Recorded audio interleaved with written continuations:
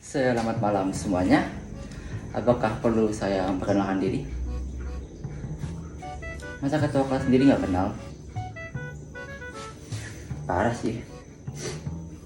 Oke deh. Jadi perkenalkan, nama saya Igede Ngurah Daryl Sudiana. Biasa dipanggil Daryl atau Daryl. Suka-suka kalian, saya tidak protes. Asalkan jangan panggil saya Gede. Ya, saya tahu badan saya gede. Tapi jangan panggil saya gede juga. Sakit hati saya. Untung orang tua saya bukan campuran orang Betawi. Kalau enggak, nama saya bakalan jadi gede banget. Berdirinya saya di sini akan membahas suatu topik, yaitu menyontek. Kita semua pasti pernah melakukan hal yang namanya menyontek. Saya pun juga begitu. Saya dulu pernah saat SD, kalau nggak salah kelas 2 di Bali, saya pernah mengikuti sebuah lomba ranking. Dan saat itu saya sangat frustasi karena mereka menanyakan sebuah pertanyaan yang sangat asing bagi saya, yaitu pertanyaan berbahasa Bali. Ya, saya memang dari Bali, cuman saya nggak bisa bahasa Bali. Biasanya bahasa Banjar, karena saya tinggal di Kalimantan. Saat itu muncul sebuah pertanyaan. Pianak bapak paling wayah. Wayah artinya anakku tahu. Dan saat itu saya sangat frustasi. Jadi saya mau nggak mau kayak yang di sebelah menjawab gede. Wah, nama saya sendiri dong. Ya sudah, saya tulis tuh gede. Terus saya angkat jawabannya dan saya pun benar. Dan syukurnya saya dapat juara 2, walaupun dengan hasil menyontek. Ya, senakal-nakalnya saya pasti nggak akan pernah menyontek saat ulangan. Tapi kalau tugas atau PR, itu beda lagi ceritanya. Jadi saat ulangan saya suka membagi orang menjadi tiga tipe, yaitu satu, orang yang sangat rajin tapi sangat pelit untuk bagi jawaban, dan yang kedua, orang yang suka membagi jawaban tapi kualitas jawabannya perlu dipertanyakan, dan orang ketiga yaitu orang seperti saya yang bodoh amat kalau ada ulangan, yang penting nilainya KKM.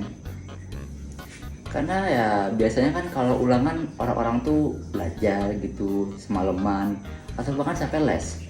Kalau saya ya palingan datang ke sekolah pagi-pagi dengan perasaan yang sangat ceria. Tiba-tiba, ada ulangan kah? Ya jadi saya itu terbiasa belajar bukan H-1, lebih tepatnya kayak M-15. Jadi kalau misalnya lupa jawabannya ya tinggal renungkan sejenak, berpikir apa yang sudah kau pelajari kemarin, dan saya ingat ternyata kemarin saya bermain game seharian. Jadi cap cip cup kembang kucup, jawabannya cip. Nah, kalau misalnya ada orang yang minta jawaban saya saat ulangan, biasanya saya nggak bakal memberi jawaban, karena saya emang ragu sama jawaban sendiri.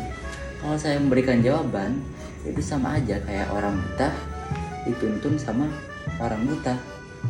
Satunya masa depannya nggak jelas, dan satunya kebingungan. Dan saya kadang juga heran sama guru-guru yang ngawas saat ulangan. Saya yakin 100.000% guru-guru yang mengawasi saat ulangan pasti tahu anak muridnya menyontek. Tapi biasanya mereka hanya diam saja atau cuma menegur. Kayak, Yudis, diam gitu. Padahal jelas-jelas muridnya menyontek.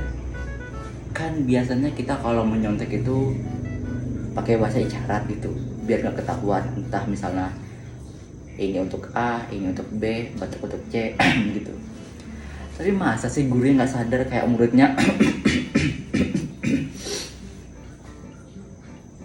ya begitulah.